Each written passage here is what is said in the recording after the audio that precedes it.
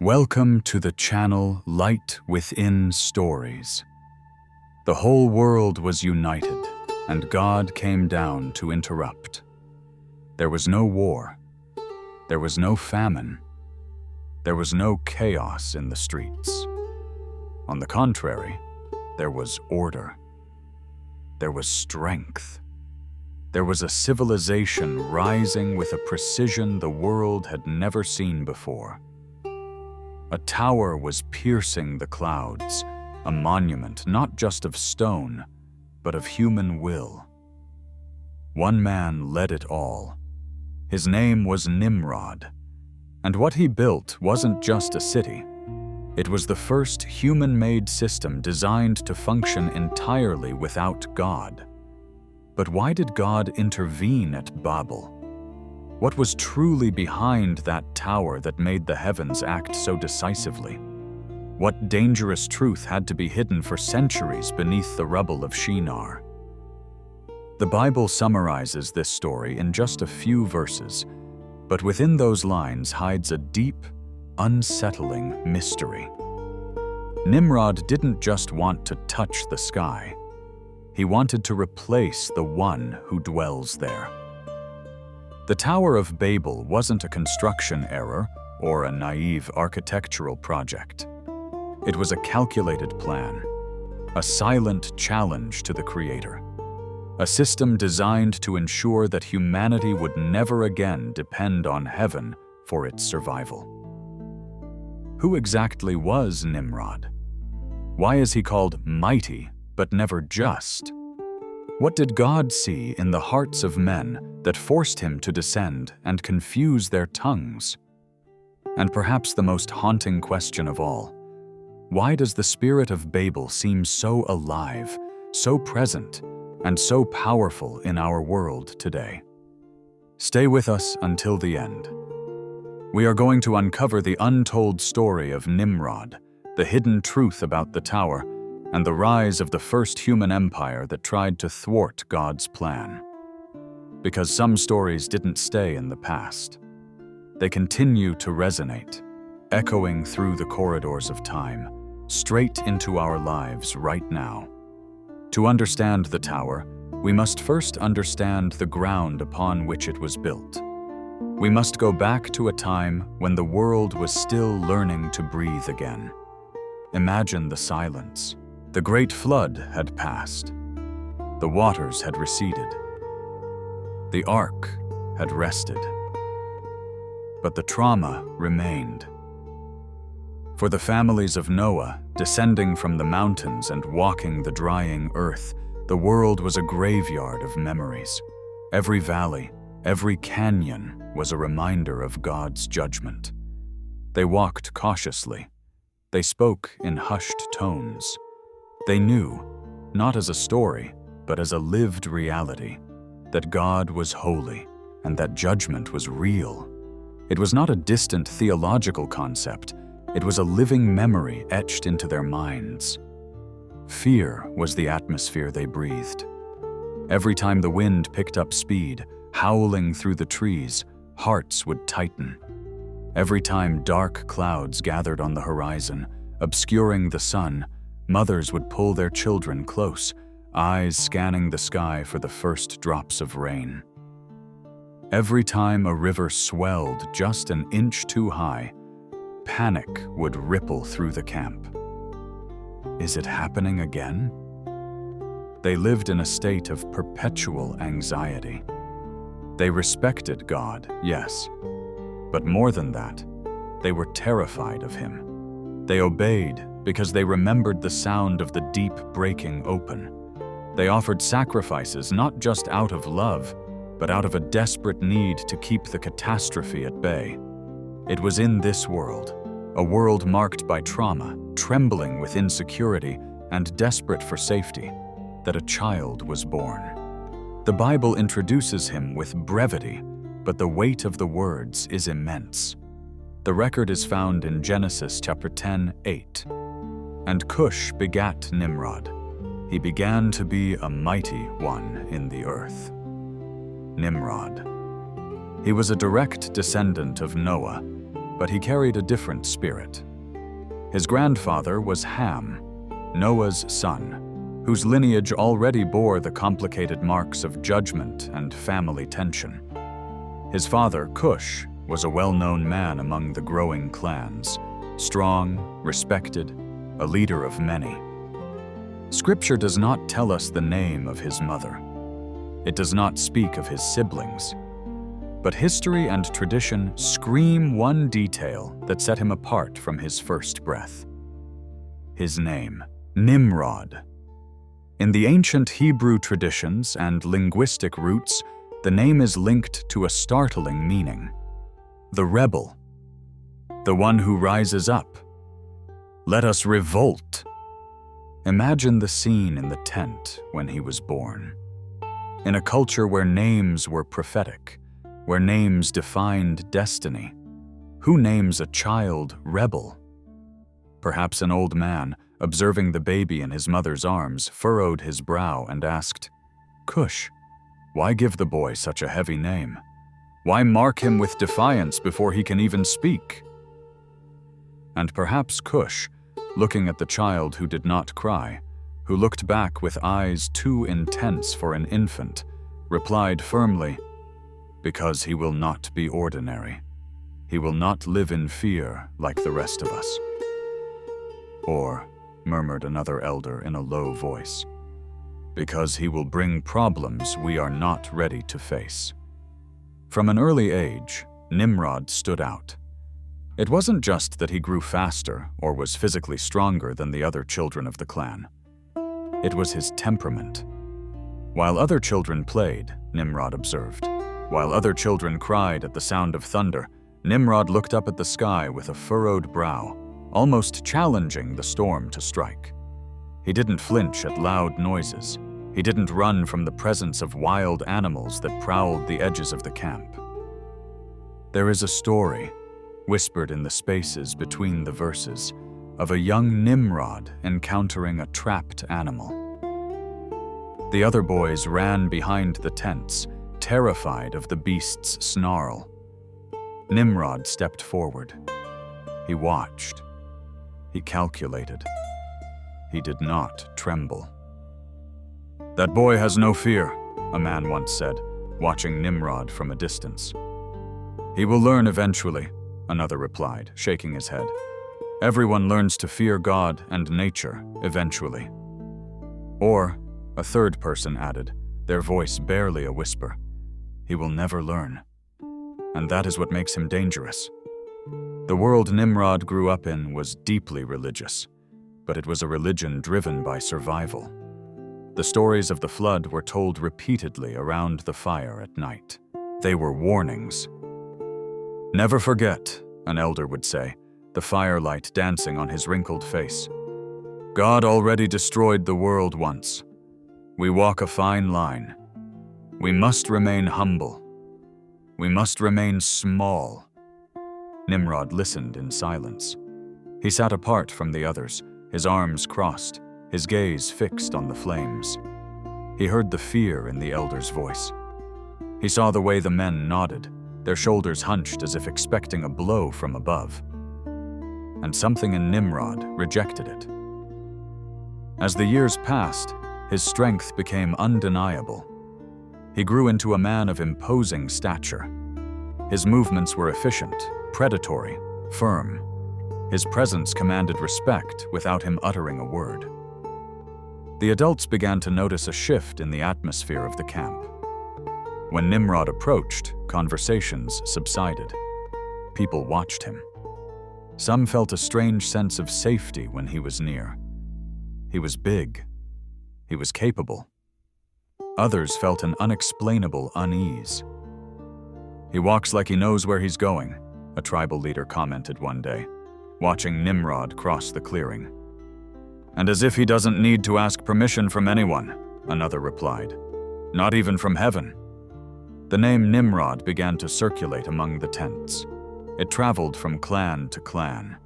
It was mentioned in conversations, in warnings, and increasingly in cautious praise. His father, Cush, realized that his son was becoming a focal point. "They look at you differently," Cush said one night. "They only see me," Nimrod replied, staring at the vast, dark wilderness beyond the firelight. "They look at me because they are tired of looking at the ground in fear." The Bible makes a rare and specific statement about him. It doesn't say he was blessed. It doesn't say he was called by God. It says something unusual. He began to be a mighty one in the earth. It doesn't talk about faith. It doesn't talk about obedience. It speaks of raw power. In a world that still feared God's wrath, something new, silent, and dangerous was being born. A kind of force that did not depend on prayer. A power that did not arise from submission, but from presence. While Noah's other descendants tried to rebuild their lives in humble obedience, one man was growing with something different in his heart, something that did not tremble. And the question that was beginning to emerge, still unanswered, echoing silently among those who observed him, was this: what kind of power is born when a man decides he is no longer afraid? Time passed without warning. The boy became a man. The world tried to move on, to forget the terror of the rising waters. Families scattered across the open lands, seeking space, food, and safety. But beyond the fields lay the unknown. Dense forests full of strange sounds, rugged mountains, and the wild beasts. Since the flood, the relationship between man and animal had changed. Fear was on every side. Lions, bears, great predators roamed the earth, and few men dared to venture far from the safety of the campfires. Few, except Nimrod. He entered the woods where others would not go. His body was built for endurance. His movements were silent. He learned to read the wind, to track the prints on the ground, to understand the behavior of the beasts. While others learned to avoid danger, he learned to face it, not out of recklessness, but out of mastery. "Don't go so far," a man warned him one morning, seeing him heading towards the deep woods with nothing but a spear. "Someone needs to go," Nimrod replied without looking back. "Fear keeps you hungry. I prefer to eat." Soon, the stories began to emerge. A lion that had been attacking the herds was found dead near the river, killed with precision. A large boar that had spread panic in the valley disappeared, its tusks brought back as a trophy. Beasts that once made grown men tremble were now being vanquished. There was always someone who would whisper, "Nimrod was there." Nimrod handled it. The villages began to feel safer when he was around. The nights became quieter. Mothers slept with less fear, knowing the mighty one was patrolling the perimeter. The children played without constantly looking into the darkness. "As long as Nimrod is here, nothing can reach us," a man said, breathing a sigh of relief. "He faces what we fear," another replied. "Do you see the shift?" Protection was turning into dependence. It happened slowly, almost without anyone realizing it. But it wasn't just the animals that fell silent before him. Men did too. When Nimrod arrived, arguments stopped. When he spoke, others listened. He didn't shout. He didn't have to. His competence commanded authority. The elders, the spiritual leaders of the clans, began to notice the change in the people's eyes. "People are paying more attention to him than to us," one elder said, sounding worried. "They look to him for answers we used to find in prayer." "They feel safe," another replied defensively. "Safety is not leadership," the first one retorted. "Safety can be an idol." But it was too late. The legend was already written. The Bible summarizes this period in a phrase that has echoed for thousands of years, recorded in Genesis chapter 10:9. He was a mighty hunter before the Lord. Wherefore it is said, even as Nimrod the mighty hunter before the Lord. The phrase became a proverb, a title.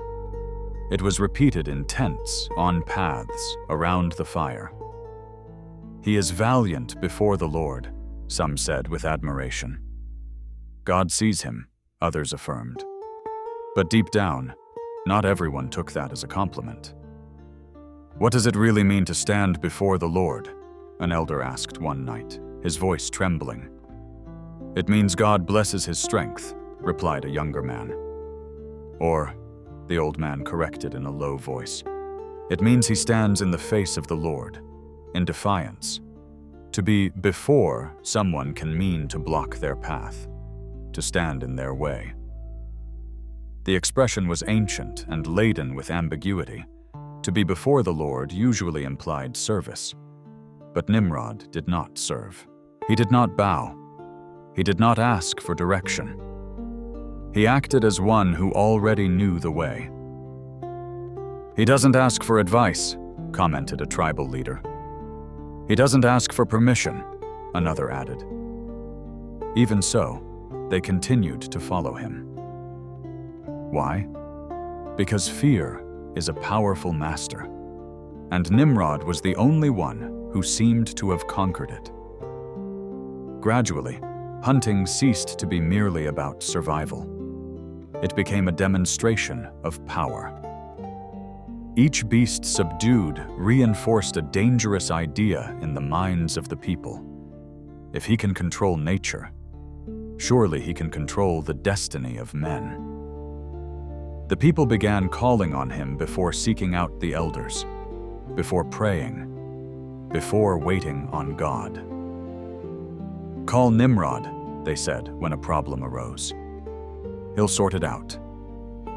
And so, almost without realizing it, a title was born, not given by God, not confirmed by heaven, but repeated by the mouths of men. A mighty hunter before the Lord. But a silent doubt began to arise in the hearts of those who still remembered how God deals with men. The world remained marked by the memory of the waters. A heavier rain was enough to turn eyes to the sky.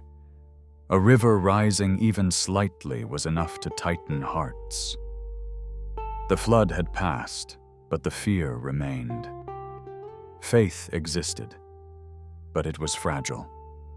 Many obeyed more out of terror than out of trust. Nimrod realized this.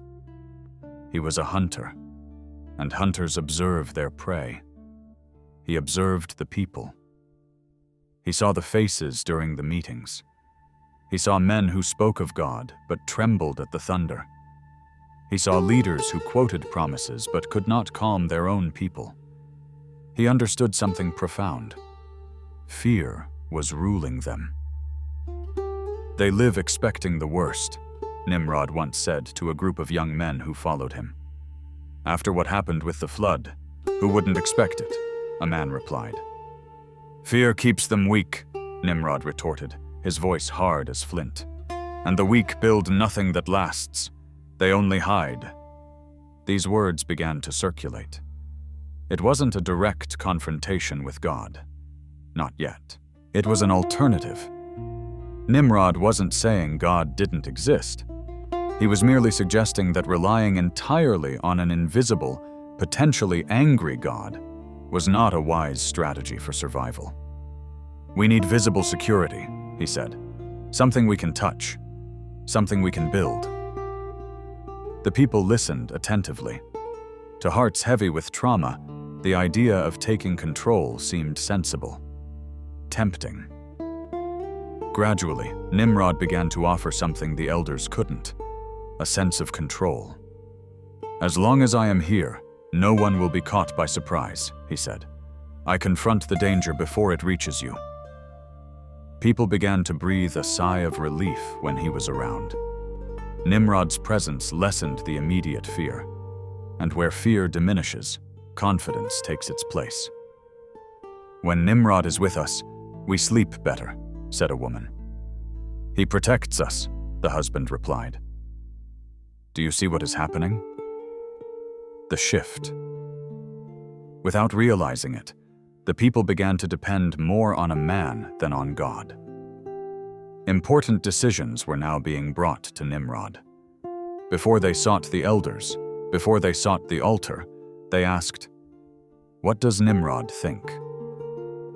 Protection began to transform into authority. He didn't need to seize power in a violent coup. It was given to him by collective anxiety. The elders tried to warn them. "That is not healthy," one of them said. "He is taking a place that isn't his." "You talk about faith," a man replied, "but he gives us security. Can faith stop a lion? Can faith build a wall?" Nimrod understood that fear could unite more people than abstract obedience. Frightened people accept orders easily. They give up freedom in exchange for protection. While they fear the outside, they will follow the one who conquers it, he whispered to himself. Gradually, his word began to carry more weight than ancient advice. His presence began to determine decisions. His strength became the rule. Fear, which once led men to kneel before God, now made them line up behind a visible leader. Faith was being replaced by control. Trust was being redirected. And almost no one noticed when the line was crossed. What began as protection ended as dominion. What seemed like care became absolute command. Nimrod no longer merely defended, he ruled. And the question that began to emerge, heavy and silent, remained without a clear answer in the hearts of the few who still remembered who should be at the center of their lives. When fear reigns, who really holds the power? The people no longer moved as they once did. The families that had previously roamed the earth, following the seasons and the water, began to slow down. The tents, once symbols of a life lived in dependence on God's daily provision, ceased to be temporary. The stakes were driven deeper into the ground. The land began to be marked not as a place to pass through, but as property to be held. Something entirely new was being born before everyone's eyes. In the heart of the plain, 3 names began to rise from the dust. Names that would echo through history: Babel, Erech, Akkad. The Bible records this moment with chilling precision in Genesis chapter 10:10. And the beginning of his kingdom was Babel, and Erech, and Akkad, and Calneh in the land of Shinar. Read that again. Kingdom. Before this moment, there were clans, there were tribes, there were patriarchs, but there were no kingdoms. A kingdom requires a king. It requires a hierarchy. It requires a system where one man's will becomes the law for thousands. They weren't just villages huddled together for warmth. They were planned cities. For the first time in human history, men lived together under a single, centralized human command. Everything had order. Everything had a function. And that direction came from one source: Nimrod. "Here we will build," he said, standing on a ridge, pointing to the wide expanse of the valley below. "And why don't we move on when the season changes?" a man asked, confused. "The herds need new grass." "Because we will remain here," Nimrod replied firmly. "We will bring the grass to the herds. We will bend the land to us, not the other way around." The shift was subtle, but seismic. The people began to organize themselves in ways their fathers never had. Some were assigned to cut wood, others to mold clay, others to keep watch on the perimeter. Each person had a defined role. Life began to revolve around the city, no longer around the family or the clan. Previously, the father ran the household. Previously, the elder guided the spiritual life of the people. Now, everyone awaited the word of just one man. "Who decides that?" someone asked when a dispute arose over a plot of land. "Nimrod," was the immediate reply. He did not proclaim himself king with a crown of gold. He didn't need to. Power was handed to him little by little, brick by brick. First as protection from the beasts, then as leadership in the hunt, and now as total authority over their way of life. The cities grew rapidly. Walls appeared, thick, high, imposing. Roads were cut through the wilderness. The feeling of security increased. "We are safe here," the people whispered to one another. "No one here distracts us," others added.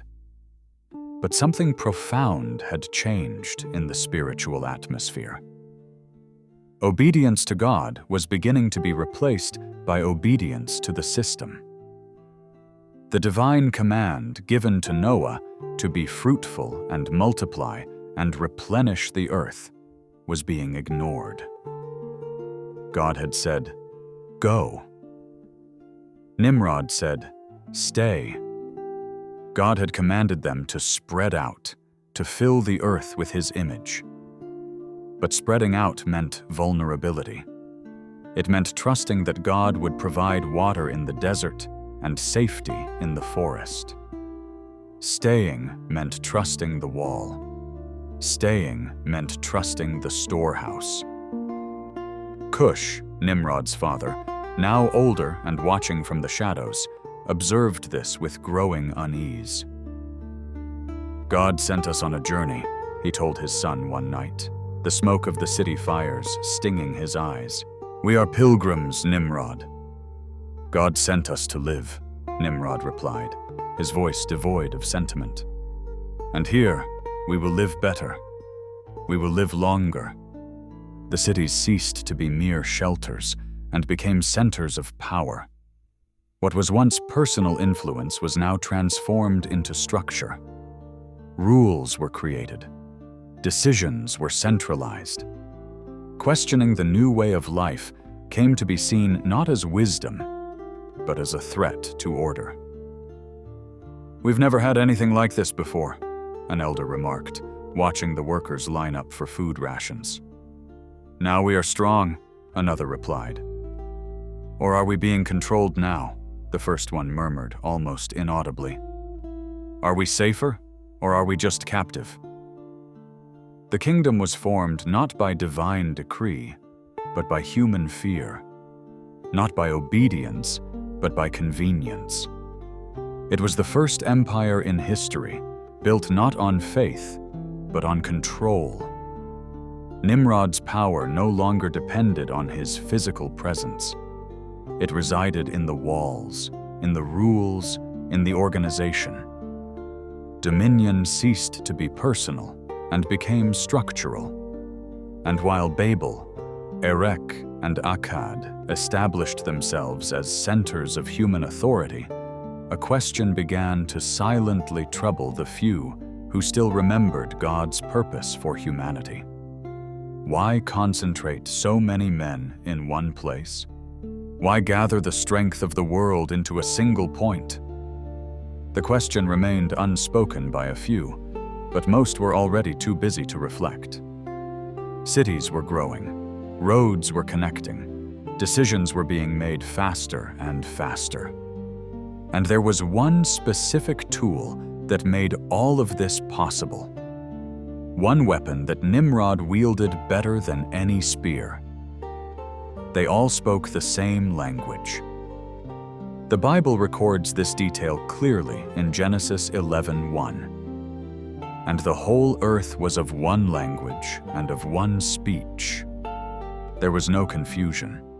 There were no misunderstandings. When someone spoke, everyone understood the nuance.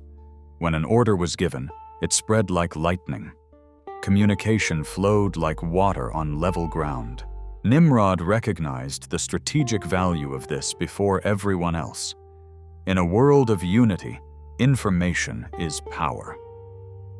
When everyone understands each other, everything moves faster, he said at a meeting with his new council of leaders.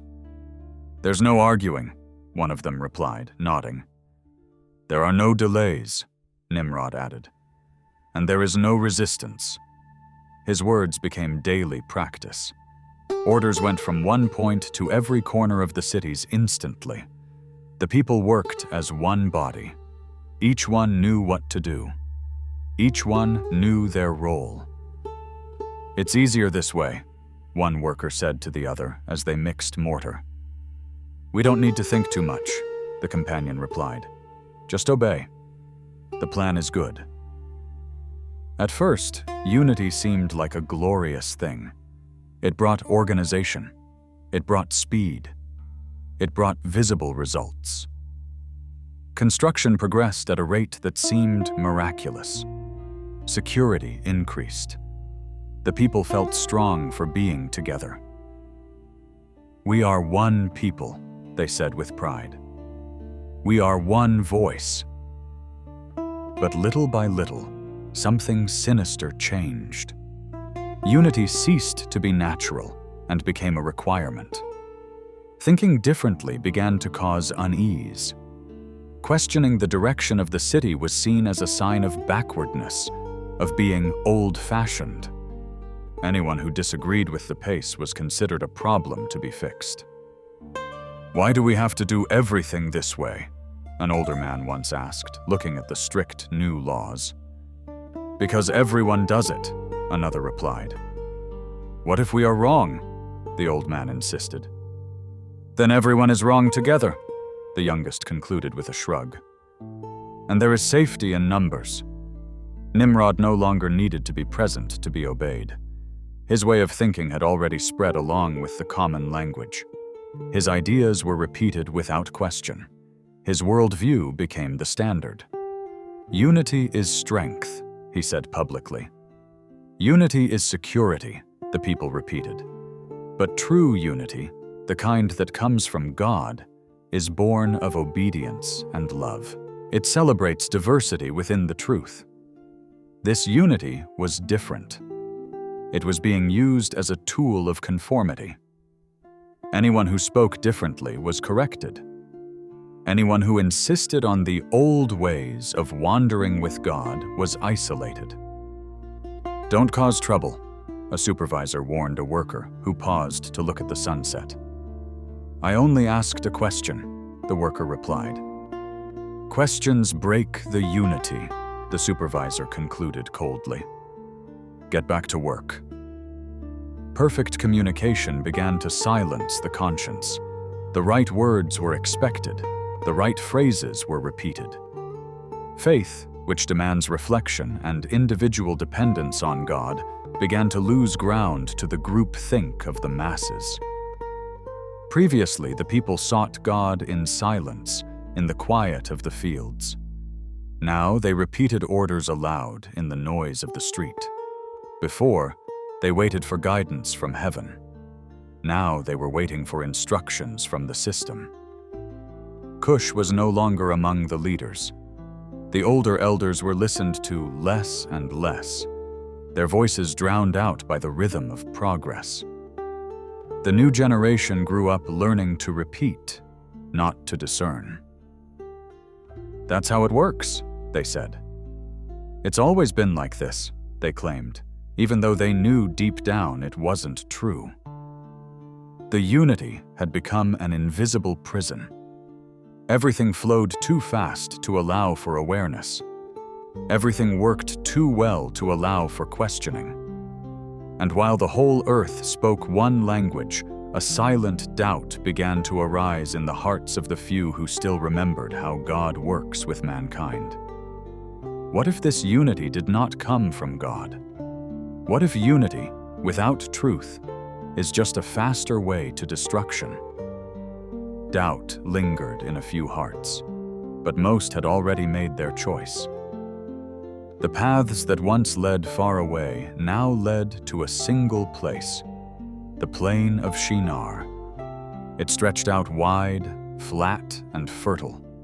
It was easy to build on, easy to watch over, easy to control. The Bible describes this moment in Genesis 11:2. And it came to pass, as they journeyed from the east, that they found a plain in the land of Shinar, and they dwelt there. They dwelt there. They didn't pass through. They did not cross over. They stopped. They stayed. Nimrod realized that this place served his purpose perfectly. No difficult terrain to hide rebels, no mountains to separate clans. There, the people could remain united under one leadership. "We don't need tents here anymore," he said, walking across the dusty earth of the plain. "Here we can build something that will last," one of the leaders replied, eyes gleaming with ambition. The tents, symbols of passage and dependence, began to disappear. In their place, sturdy houses arose, built of sun-baked brick. The people stopped preparing to leave and began to plan for roots. "We will no longer live as if we are just passing through," Nimrod declared at a public meeting. "We've walked too far already," a man agreed from the crowd. "Now it's time to stay," another added. The idea was well received. Walking required faith. Walking required trusting that the manna would fall tomorrow. Staying still required only organization. The dispersal ordained by God in the days of Noah began to seem too dangerous for a people who had learned to trust in control. "Spreading weakens," said Nimrod. "United we are strong." The city began to take shape. Streets were laid out. Spaces were defined. Everything had a function and a purpose. Life began to revolve around that fixed place. Security came from the walls. Trust came from proximity. "We are safe here," said a mother, closing the heavy wooden door at night. "No one can separate us here," the husband replied. But something profound was being abandoned. God had commanded that men should spread across the earth, not concentrate in a single place. Obedience was gradually being set aside without direct confrontation, simply for convenience. "God commanded us to fill the earth," murmured an old man, almost forgotten in the corner of the market. "We're already filling up this place," replied a young man, laughing, without realizing the difference. Nimrod led every decision. Where to build, how to organize, who to watch over. The people felt safe, but this security came at a price. The freedom to follow God's direction was being traded for the stability of a human system. "As long as we are here, nothing will overtake us," Nimrod said to those closest to him. "Not even the sky," someone replied jokingly. The joke hung in the air, heavy with meaning. The city came to be seen as invincible, permanent, a refuge against any future threat. The fear of the flood was being combed, not with faith, but with perseverance. Gradually, the idea of spreading out began to cause discomfort. "What if we separate?" someone asked. "We'll lose everything," another replied. "So we'll stay," the group concluded. The decision was sealed without ceremony. There was no written decree against God, just the collective choice to remain where it was comfortable. The city that would never fall began to exist, not only in stone, but in the minds of the people. The walk is over. The pilgrimage has ended. The addiction to movement has been left behind. And while the plain of Shinar filled with sturdy buildings and human certainties, a question insisted on arising silently. ignored by most, but alive in the hearts of those who still remembered the Creator's words. But didn't God command mankind to scatter? The idea of staying began to take physical shape in the weary hands of the people. The noise of brick ovens became the heartbeat of the daily routine. The fire burned from early morning. The clay was molded, dried, and fired. The work was hard. Sweat poured down. The pain in the arms was constant. But nobody stopped. Nimrod walked among the furnaces, observing everything carefully. He knew a secret of leadership. Effort unites more than words. Those who work together suffer together. And those who suffer together accept staying together. Each brick is a step toward our safety, he told the assembled groups, his voice cutting through the smoke. Here we are building our survival. The people began to believe it. Staying together seemed like the only way to stay alive. Dispersal, once seen as obedience to God, began to be treated as an unnecessary risk, a foolish gamble. If we spread out, we become weak, said a man, wiping the soot from his face.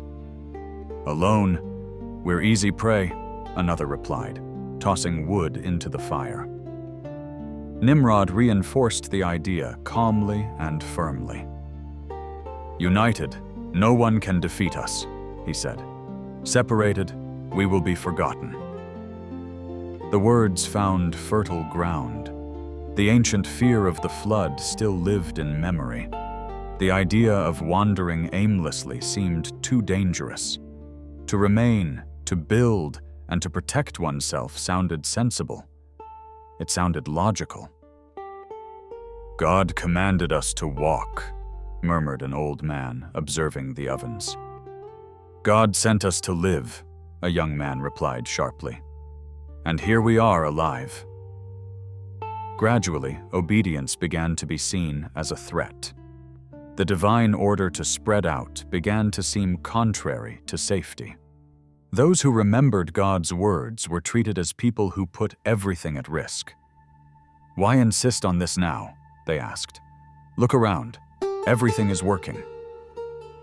Hard work occupied the mind. There was no time for reflection. The noise of the furnaces left no room for silence. And without silence, there was no prayer. Without prayer, there was no dependence. The more we build, the stronger we become, said Nimrod. The stronger we are, the less we need to fear. Permanence became the goal. The city ceased to be a refuge and became a promise. The people were no longer preparing to leave. They were preparing to stay forever. The tents almost completely disappeared. In their place, sturdy walls arose. Life began to be planned for generations in the same place.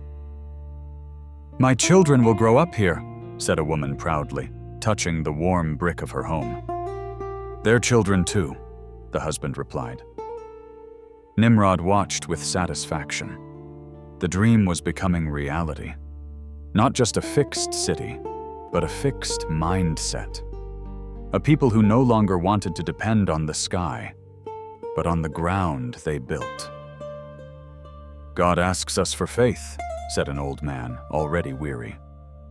Faith doesn't protect walls, someone replied. Bricks provide protection.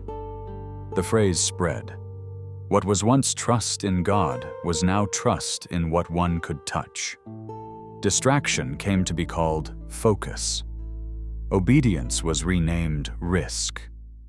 Persistence was called wisdom. Without realizing it, the people began to see God as an obstacle to their plan for security. They didn't say it aloud, but they thought it. After all, if they obeyed, they would have to abandon everything they were building. If God tells us to leave, someone began. We're not leaving, another replied instantly. That would destroy everything. The thought was dangerous, but it seemed logical to human eyes. The dream of permanence was complete. The people no longer wanted to walk with God. They wanted God to accept the place they had chosen. And while the kilns continued to burn, the bricks piled up, and the people became convinced that staying meant surviving, a question began to silently arise, too heavy to be spoken aloud, but impossible to ignore. What if God is seen as the true enemy of this plan? This section is extended to meet the length requirement, adding depth to the divine perspective, the chaos of the confusion, and the powerful closing application for the listener. The question went unanswered publicly, but it had already been answered in silence on the building's highest levels. There, where few ventured, the wind was stronger. The air was thin. The city below looked like a toy set, the people like moving ants. Those who ascended felt something new, something intoxicating, a sense of absolute control. Nimrod liked that place. He gathered only his closest leaders, men who didn't question, men who had proven their loyalty not to the vision, but to the system. The ascent was made in silence. Step by step, the noise of the city faded into the distance. "This is enough," said Nimrod, stopping near the edge. The stone was cold under his hand. The men looked around. The view was expansive. The curvature of the earth seemed visible. The sky felt touchable. The tower was already the tallest structure the world had ever seen, a needle piercing the fabric of the heavens. "Do you know why we're doing this?" Nimrod asked, his voice barely audible over the wind.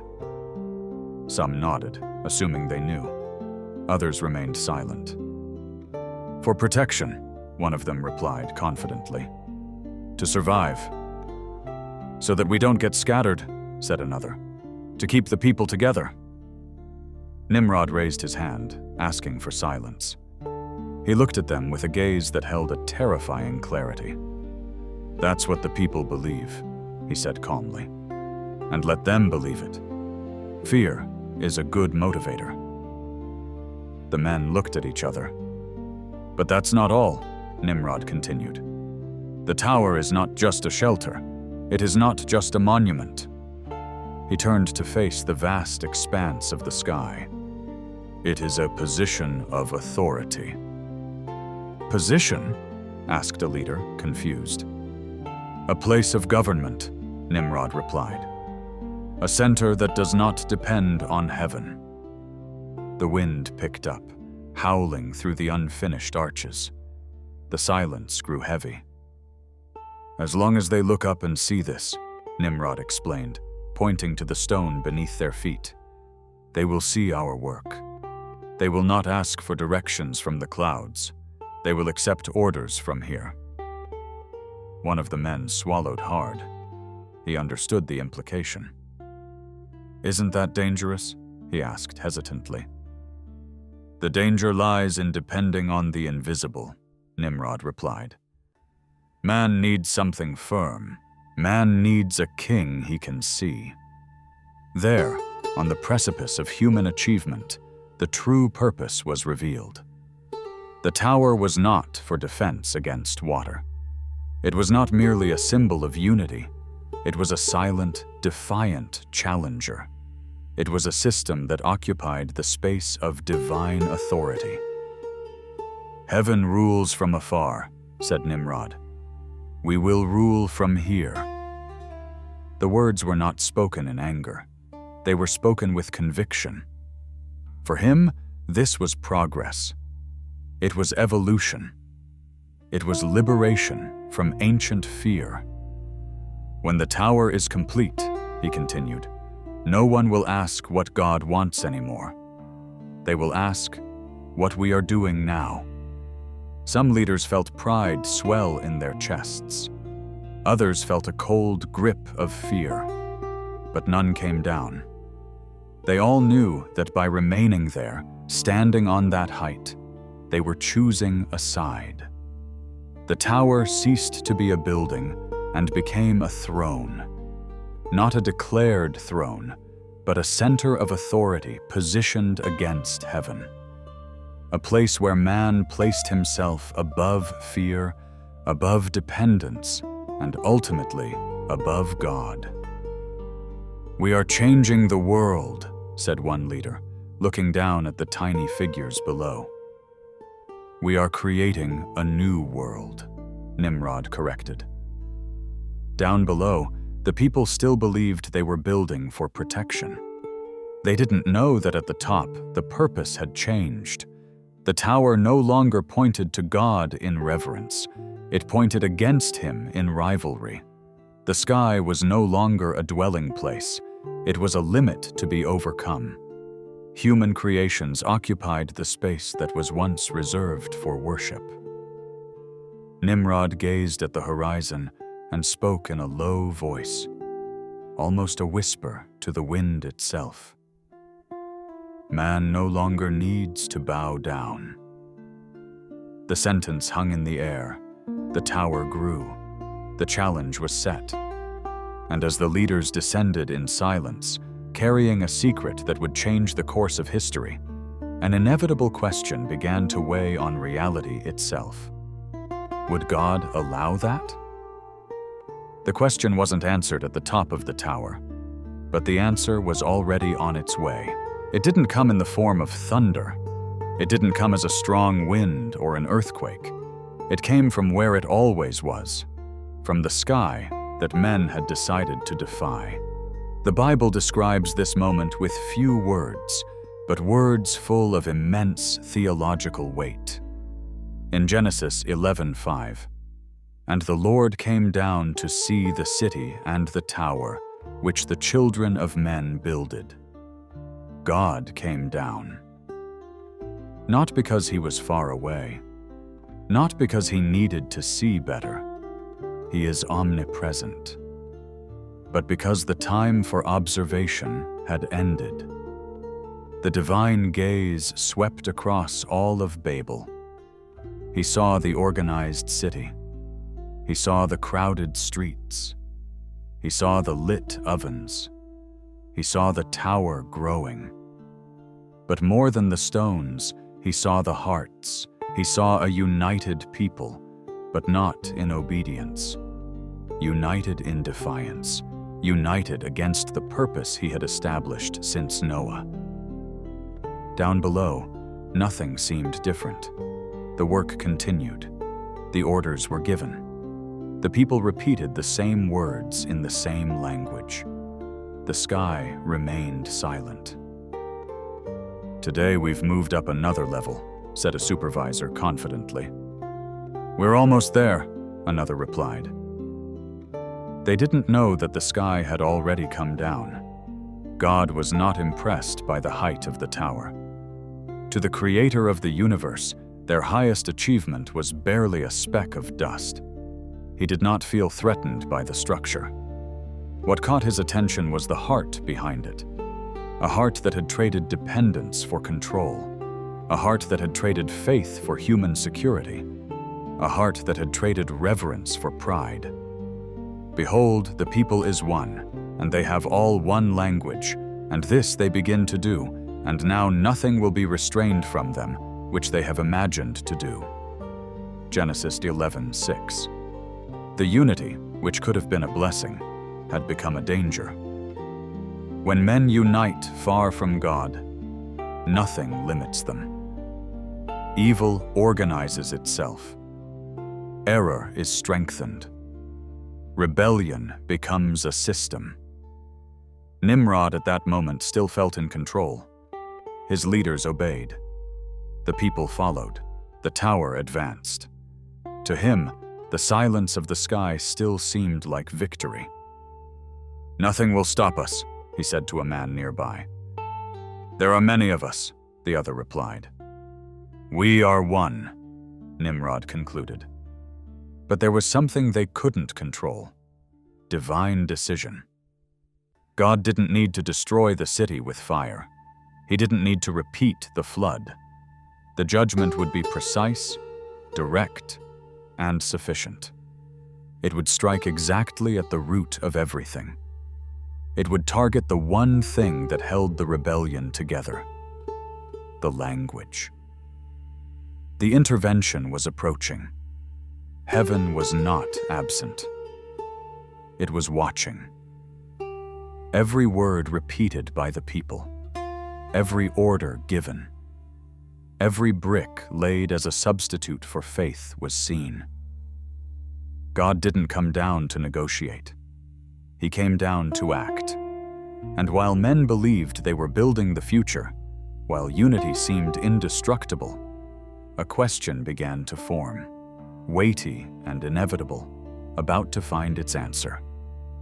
What will God do with a world united against him? The answer did not come as many expected. There was no fire falling from the sky. There were no walls collapsing into dust. There were no war cries. The judgment began almost imperceptibly in the middle of an ordinary workday. The sun rose as usual. The men arrived at their posts. The kiln fires were lit. Orders began to be given from the top of the tower, passed down through the chain of command. "Bring more clay!" shouted a supervisor to a group below. The man below looked up, confused. He furrowed his brow. The sounds coming from the supervisor's mouth were wrong. They were garbled. "What?" he replied, shouting back. "Mud? More mud?" the supervisor repeated, annoyed. But to the workers' ears, it sounded like gibberish, like a strange, guttural noise. The worker shook his head. "I don't understand what you're saying." But his own words came out strange. Others began to turn around. "What is happening?" a woman asked, dropping her basket. But her neighbor heard only meaningless sounds. Voices mingled. Familiar words dissolved into noise. Common sounds lost their meaning. Confusion spread like a virus through the crowd. The Bible describes this moment in Genesis 11:7.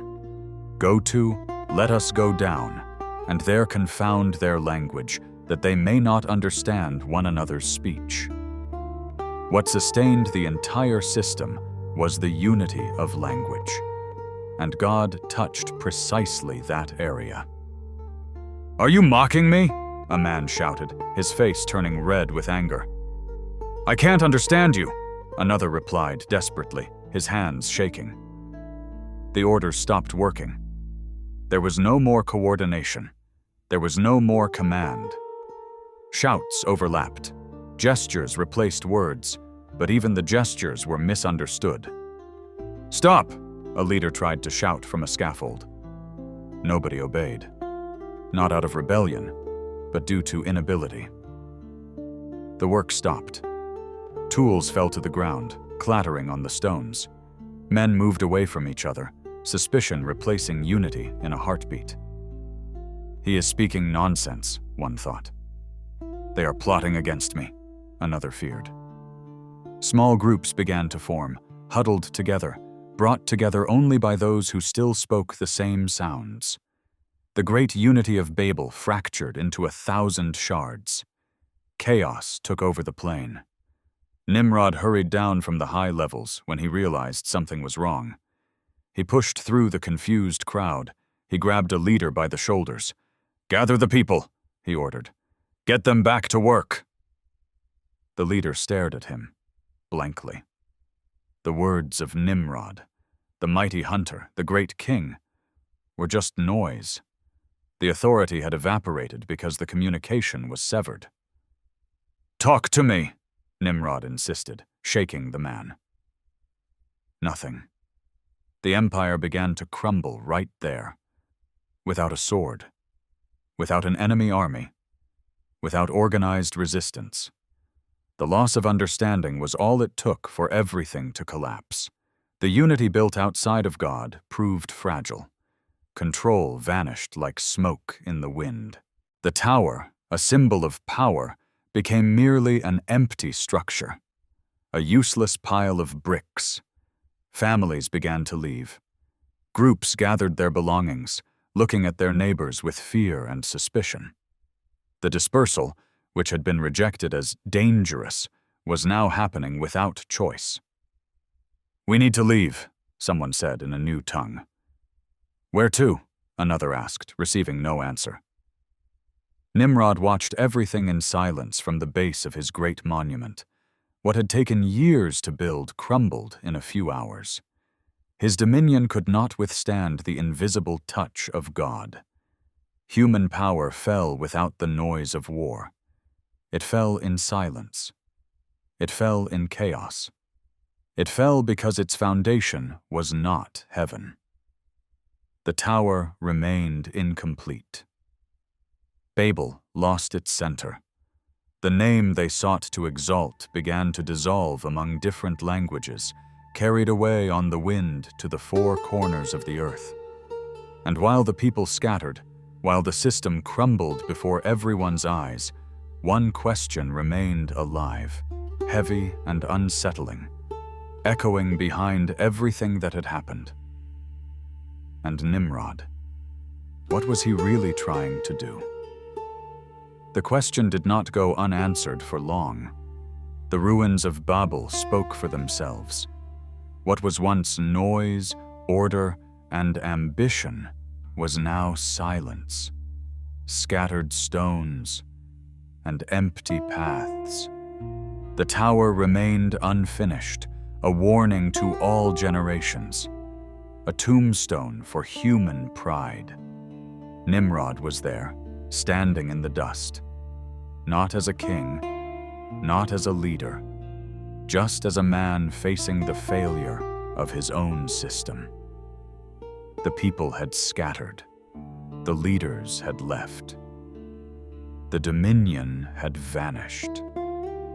He observed the fallen stones, the interrupted levels of the tower reaching up to nowhere, and understood something he had never admitted aloud. It wasn't just confusion, he murmured to himself. It was a trial. The secret was beginning to be revealed. Nimrod never just wanted to protect his people. He never just wanted to prevent another flood. What he tried to build was much bigger and much more dangerous. He tried to interrupt God's plan. From the beginning, God had promised redemption to humanity, a lineage, a future, a Messiah who would come in due time to crush the serpent's head. For this to happen, men needed to spread out. They needed to form nations. They needed to fill the earth so that history could unfold according to God's purpose. But Nimrod tried to stop it.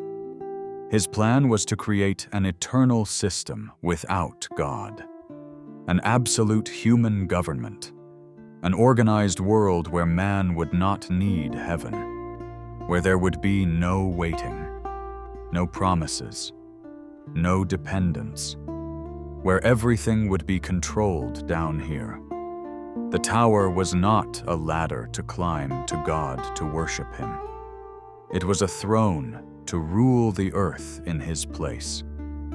If they stay here, he used to say, nothing will separate them. If they stay united, he thought, they won't have to wait for anyone. That was the real challenge.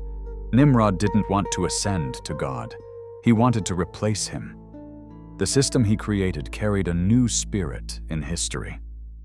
The idea that man can take the place of the Creator, that he can govern without submission, that he can decide the future without divine promise. It was the first Antichrist spirit. Not one man against Christ who does not yet exist, but a system against the messianic plan. That is why God acted.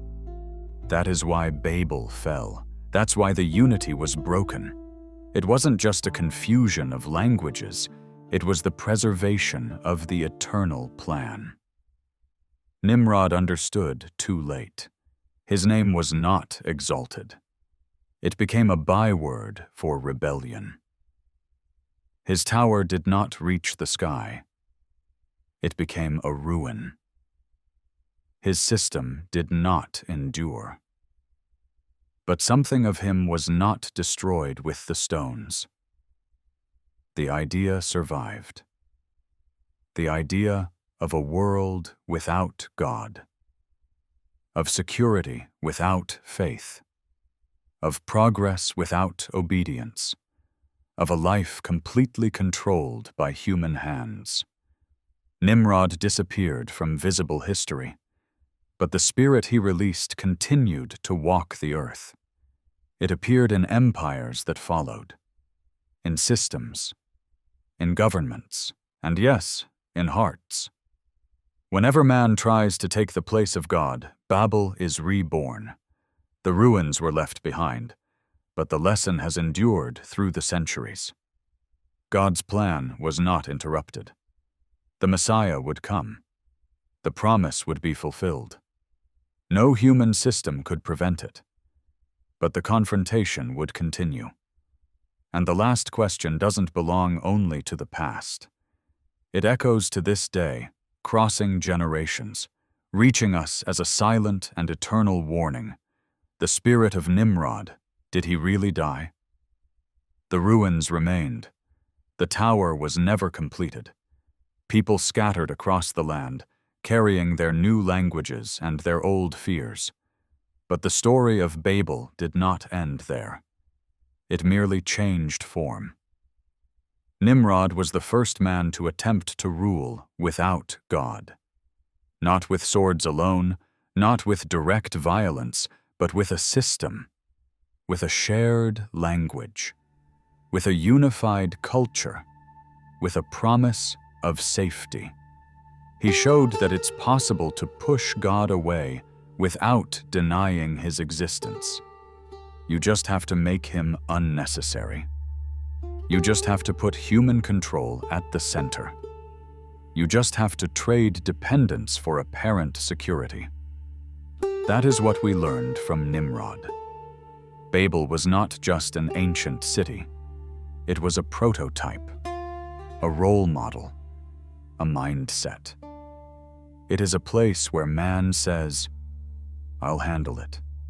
I'm in control, I decide."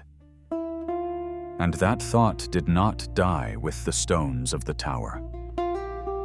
Today, Babel still exists. Look around. She appears in governments who believe they can organize the world and solve all human problems without God. She appears in religions that replace the spirit with rules, structures, and hierarchies. She appears in systems that promise security but demand blind obedience. And often, she appears in human hearts. In the heart that no longer prays because it has a plan. In the heart that no longer hopes because it has insurance. In the heart that no longer trusts because it has control. Whenever man tries to take the place of God, Babel rises up again. God did not destroy Babel out of fear of man. He is God. He fears nothing. He destroyed it to preserve his plan. The plan of redemption. The Messiah's plan. The plan to restore what was lost in Eden. This plan was never destroyed. It was never late. He was never defeated. But it always has been, and always will be, confronted by the spirit of the tower. The story of Nimrod invites us to look inward and ask a simple yet profound question. In whom have we placed our trust? In the sky or in the towers we build? Because every time man chooses to control instead of trust, Babel begins to echo again. And God continues to watch. Not with anger, but with the patience of a father who knows that only he can truly sustain the world. If this story resonated with you, If you felt the weight of the choice between building your own name or trusting in His, take a moment, pause, and look up. Not to challenge the sky, but to seek the one who dwells there.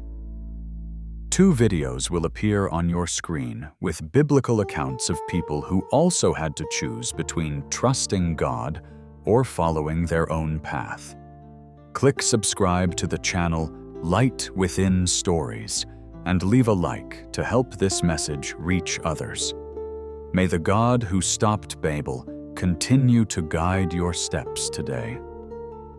Because whenever man tries to govern without God, the echo of Nimrod sounds. But whenever man bows down in trust, the kingdom of God draws near. Peace be with you.